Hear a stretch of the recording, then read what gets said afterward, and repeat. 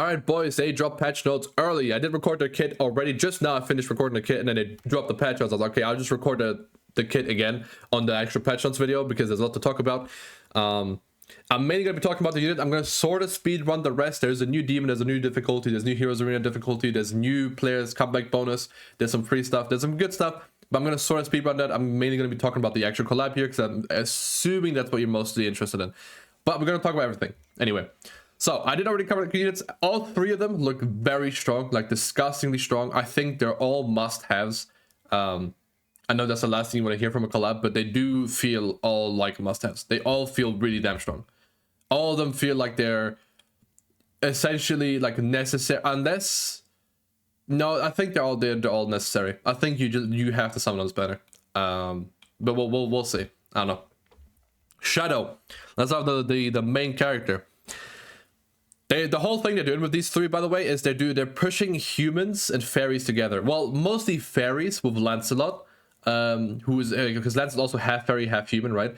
But they're pushing that team further, which I think is really cool. And then they're not just forcing humans or something. Also, Alpha and Beta are elves in the show, and they made them fairies in this, which is a good sign because in the back in the day they wouldn't do that, right? If someone was a fairy or something or a different something, right, from a different show, right, if they were a fairy in a different show, they would be unknown in this, right, because their explanation was that in the 70 Sins verse the fairies are the fairies, and if fairies from a different show don't work like the fairies from this one, right? They mainly use that explanation for demons because people complained that Ram and Rum weren't demons, but I think it's cool. Anyway, so then to get applicable allies, 50% basic stats on your team, right? He gets 50% basic stats to everyone. He also gets Moonlight, which is 30% attack rate stats and damage dealt 40%, which is strong, right? Because he just gets this without anything. Magic control effects are applied to attackers equal to... What the fuck? They word that so weird than what I just have on this.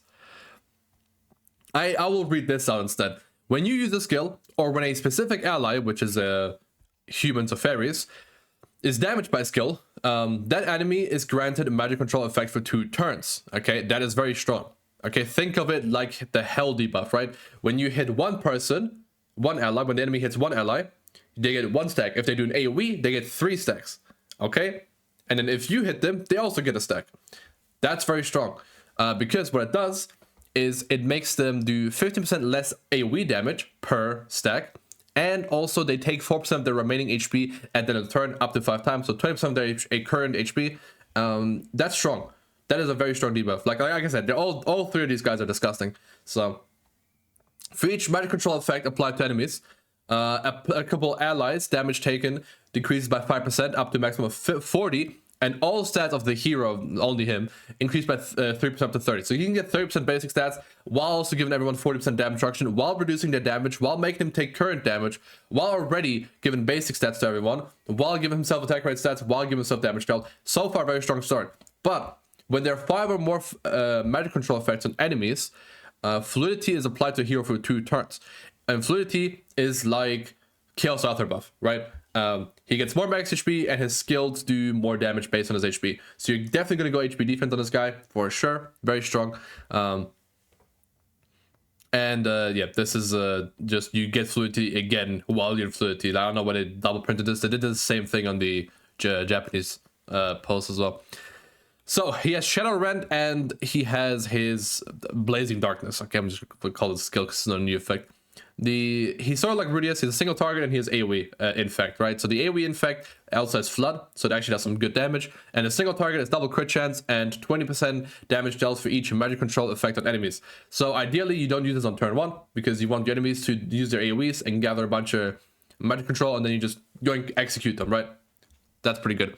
His ultimate, I Am Atomic, very disappointing. The voice line is good. They hit it, obviously, very good. The atomic is perfect, but the explosion sound is very lackluster, and also the effect it's just a single target, but AoE, and he force applies magic control effects, right? So, so his HP that he gets from the passive, from the fluidity, scales with old. Okay, now I can tell you at least that the old scaling is not bad. It's fine. At 1/6, he's still fine. He doesn't apply magic control effects, which is okay. By the time you ult, they're gonna have a bunch of magic control effects anyway. But the fluidity stuff, 20% to 30 and 20 to 40, it's fine. It's fine on 1/6, okay? Don't worry. That's interesting though. Alpha is disgusting. Alpha is definitely a must run on every human team ever. Well, fairy team, I suppose, ever. Because what she does is she herself gets 8% basic stats for each applicable ally, which is fairies and shadow, right? And she applies mist form on applicable allies for 2 turns at the start of battle. What it does is the first 2 cards that your enemy uses, the first 2 times your allies take damage, they do not take the skill effect damage. The skill effect does not apply to them. It's like a Liz shield, but the shield part, it's like they're attacking you when they're disabled. Okay, so if someone hits you with a spike card, which double crit, and they crit you, the crit damage doesn't get applied. If they hit you with an infect, actually, I don't think they can crit you. But if there's an infect that's going around, right, they're throwing an infect at you, and it's the first time you take damage, or the second time, the infect is not applied. Okay, so the first 2 cards that people use against you are not going to apply debuffs, and then they're not going to do that much damage. So that's very strong. That's very strong. Now, when that effect's removed, it's not over. When that effect's removed, you then get 70% crit defense for 2 turns. Now, they don't show it, but his holy relic is he gets 6% crit defense and 30% crit resistance. So this guy's very tanky, and he gets the max HP, and he reduces enemy damage. Very tanky team. Very tanky team, right? So that's really good. They should just start putting the holy relic here, bro, on collabs. Come on now. Now, that's half of her passive. So the other half is when applicable allies use 3 or more skills during the ally's turn. So if you actually attack 3 times, which, you know, you should do, then you get suppressed damage taken for the ally that did 3 cards for 1 turn. So you get damage cap. She can give people damage cap if they attack 3 times. That is pretty good. With an applicable ally other than the hero, so if someone on the team except her, use a single target attack card, she gets Sword of Penetration, which she gets 60 pierce rate and 40 damage dealt per thing. So if you do 3 single targets, the next turn she's 180 crit pierce rate and 120 damage dealt, right? And her single target is triple pierce rate. So this part alone on the passive is giving her 540 pierce rate. Right? Plus her own pierce rate, plus whatever all stats and everything you get as well from like whatever buffs you're running with her. Like this shit is going to hit fucking hard once you have these 3 stacks. And she also gets 70% attack. For each? Oh hell no, she gets 210% attack? Nah. Yeah. This card with 3 stacks is going to be the biggest single target. Like, I'm going to do Demon King with her, right? Oh, because I have to. And I'm going to be doing a fucking kajillion damage with her, with this card.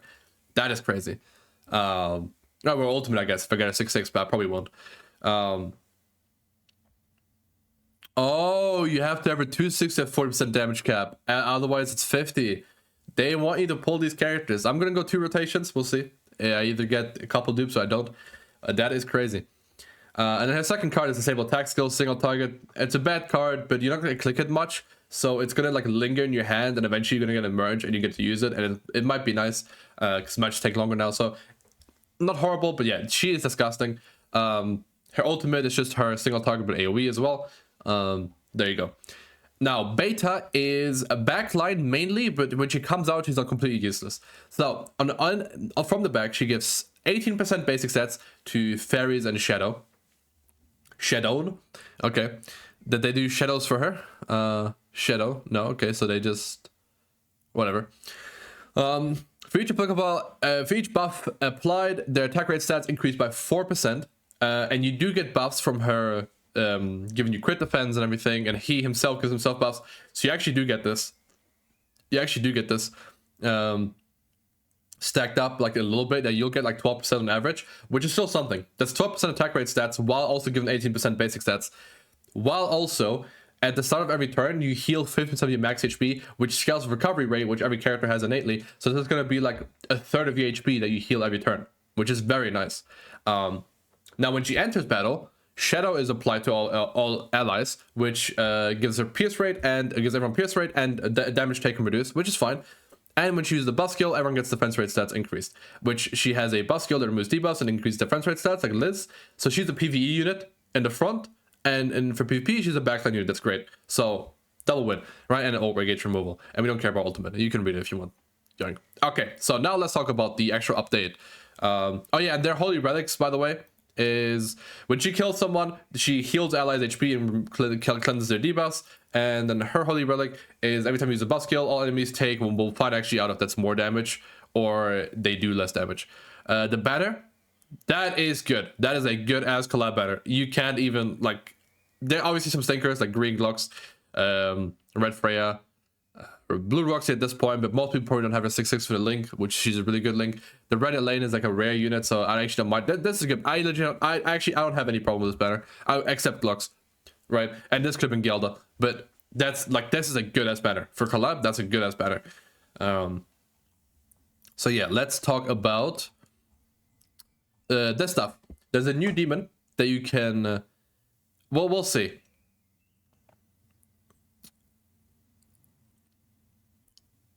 So yeah, so you can do 2 stars for Belmoth, or you can do 3 stars for him.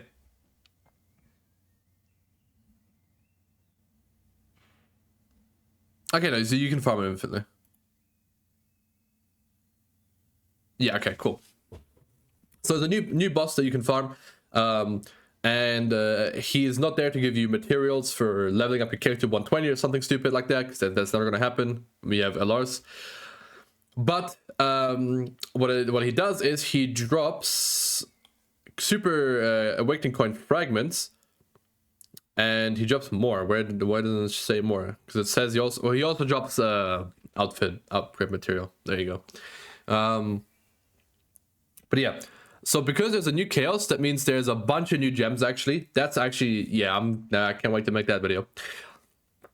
And yeah, supercoin fragment, which how many do you need to make a supercoin with it? You exchange for supercoin coins to the exchange. Okay, but how much? That's 6, or is it more?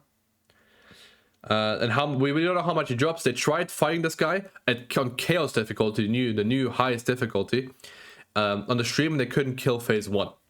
He has 760 KCC, by the way, as well. That's gonna be fun to do with randoms. That's for sure. But yeah, now, oh, that's why they do that.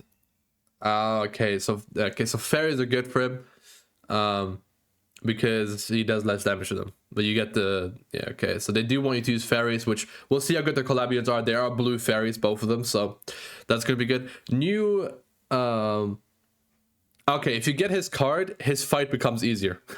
Okay, interesting. And yeah, here we have decreases all enemies damage dealt by 40% for 2 turns. Okay, that's cool. And then in addition to that, I don't know if they show it here. Obviously there's a bingo, there's a super boss. Leona's defense has been upgraded slightly. They made it slightly easier, and they added some UI improvements. And it's gonna be the next season. It's gonna be here. Chaos Battle is back too. Now the point limit is 6k, so you can actually run 4 units with 1500 points. So that might make it more interesting. Outfits for the units. His outfits suck ass. You're gonna use default regardless, so it's fine. Her outfits are quite nice. I don't like this one, but I like these 2. And then her outfits are for pedophile gooners, so it is what it is, bro. They know their audience. Double rank XP and everything, the classic, right? Classic. New Hawk Pass outfit for Hell, where she has big meat, very cool. And other than that, what was that? Oh, okay. So this is the new player buff. If you're a new player or returning player, you can talk to these guys, I suppose. You tap the sprout or flower icon to check if you're eligible for the buff, and then you can get 3 extra mats per fight. You can get more gold, more PvP coins, so you can farm the card sets, 5 extra free skip tickets a day. You get more boxes from Demon King, You get more ale to max out the affinity in your box, which is important, guys. Max out the affinity is very important, and you get more friendship coins. But yeah, very, very good update. Honestly, there's some more in the dev notes that I read, but we'll wait for that when it hits the game. But yeah, good job.